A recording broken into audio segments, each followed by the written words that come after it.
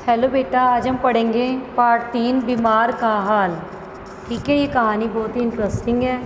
कहानी पढ़ने से पहले देखो इसका उद्देश्य। इस पार्ट में बताया गया है कि बीमार व्यक्ति अपनी बीमारी के कारण कमज़ोर तथा चिड़चिड़ा हो जाता है, अतः उसका हालचाल पूछने वाला व्यक्ति लाला जी जैसा ही होता है, तो उसे ताव आना स्वाभाविक सी बात है, मतलब गुस्सा आना स्वाभाविक सी बात है।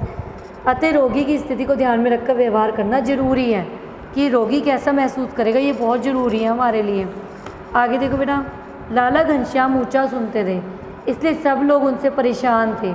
घर के लोगों को तो ज़ोर ज़ोर से बोलने की आदत पड़ गई थी, परंतु बाहर के लोग लाला जी को देखते ही कतराते रहे। एक बार उनके पड़ोसी चौधरी राम नारायण बीमार पड़ गए।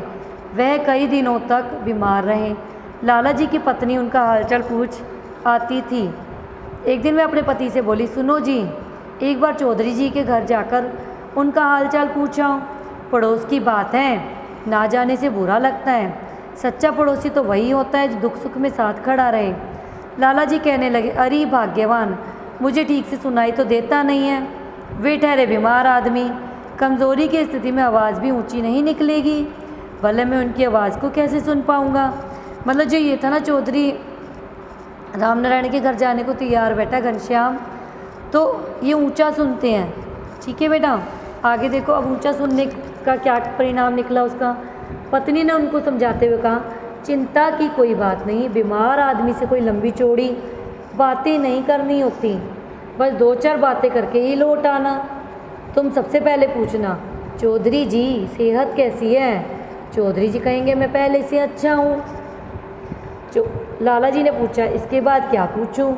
पत्नी बोली, पहले यह पूछना खाने में क्या क्या मिलता है, जब वे कुछ बताएं तो कह देना।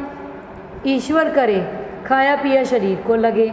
चलते चलते यह भी पूछ लेना कि इलाज किसका हो रहा है, बताने पर कहना जल्दी आराम मिल जाएगा। लाला जी इन प्रश्नों को दोहराते हुए चौधरी जी के घर जा पहुँचे।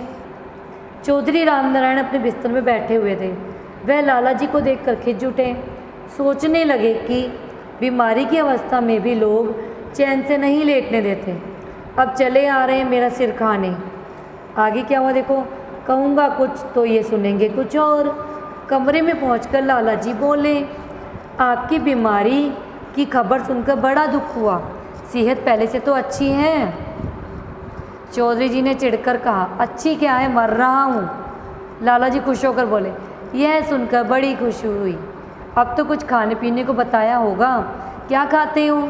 चौधरी जी और अधिक खिंच गए, कहने लगे, जहर खाता हूँ। लाला जी बोले, ईश्वर करे खाया पिया शरीर में लगे। और हाँ, इलाज किसका हो रहा है। चौधरी जी पूरी तरह से ताव में आ गए। उन्होंने कहा, यमराज का। लाला जी ने कहा, बस बस, इससे बढ़कर दूसरा डॉक्टर है ही नहीं, उसी का इलाज जारी रखना, आपके सब कष्ट दूर हो जाएंगे। पत्नी ने तो यही 3 सवाल सिखाए थे, परंतु लाला जी ने अपनी अकल से एक और बात पूछ ली। वो क्या बात पूछी देखो बेटा। कहा कि हवा पानी बदलने के लिए किसी दूसरी जगह क्यों नहीं चले जाते। आगे क्या हुआ देखो। चौधरी जी आपे से बाहर होकर बोले, जी हाँ, जहन्नुम जा रहा हूँ। लाला जी ने सोचा कि उन्होंने किसी अच्छी जगह का नाम लिया होगा। बड़े उत्साह से बोले, इससे अच्छी जगह तो कोई है ही नहीं, तब तो आप बहुत जल्दी ही स्वस्थ हो जाओगे। यह कहकर लाला जी ने फिर आने का वादा किया और चले गए। चौधरी रामनारायण अपना माथा पीटते हुए उन्हें देखते रह गए। इस पाठ से हमें क्या शिक्षा मिलती है बेटा देखो, क्या सीख मिली। रोगी के आराम में विघ्न ना डालिए। मतलब जब भी कोई बीमार हो उसको हमें तंग नहीं करना चाहिए फालतू में उसके पास जाके। ठीक है, थैंक यू वेरी मच।